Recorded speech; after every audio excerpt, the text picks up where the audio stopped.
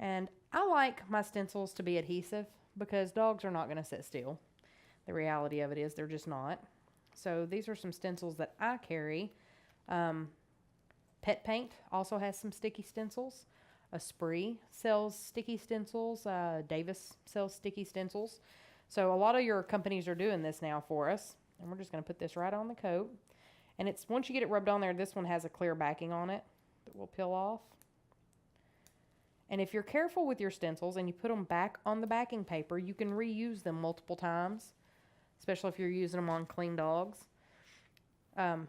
Something else that this would be good for is if any of you do like Paws on the Pavement or any kind of a fundraiser for shelters or something like that where they're having a pet fair, go out, set up a booth, and do some of this fun temporary stuff, either on dogs that are up for adoption to make them more attractive or for donations for the Humane Society or something. You could do, $5 or $10 donations and do something a little creative to people's pets. So right here we have 2 colors with us. This actually comes in 6 colors. So I'm going to open both of these, and we're going to do blue and purple today. And as you can see, this of course is not a white dog. This shows up even on the blackest of black dogs. So it works really good. I'm just going to dip the paintbrush, okay, and I'm going to hold my stencil tight so I get good lines.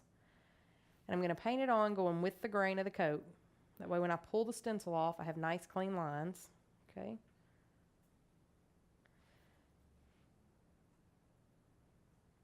Paint this on here. Like I said, we're going to do blue and purple because I thought those 2 colors look really nice on the gray silver dog. Alrighty. I'm going to do the purple down here, and then I'm going to switch brushes, and I'm going to go with the blue. And again, I'm just kind of holding the stencil tight. It is stuck to her hair, so if she moves, it's not going to move too bad, but I'm just trying to hold it down to get a really nice clean line. And this stuff dries fairly quickly. I'm going to do another brush here. I'm going to do a couple blue.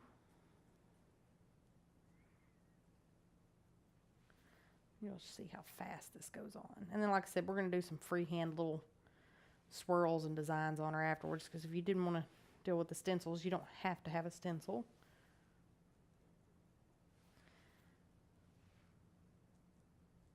Just trying to make sure I get everything covered good. Okay, so that's on there. So we're just going to take our stencil, and you can see this sticks to the dog, but it's not pulling her hair really when I take it off.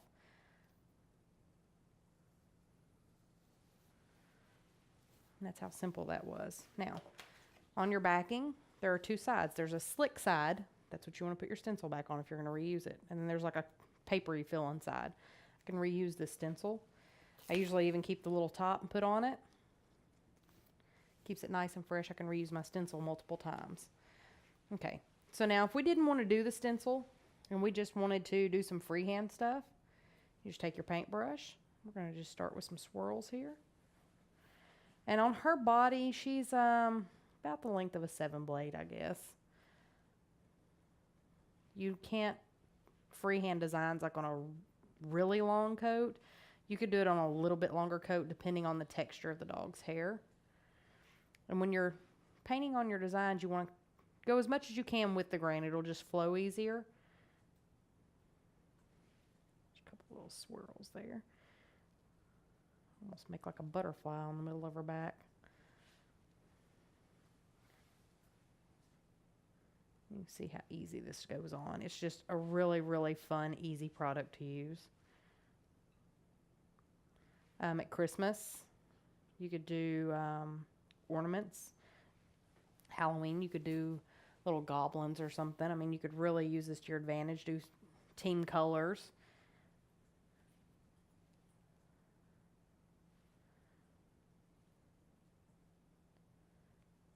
Trying to stay out of the way there. Camera and still make it where you can see.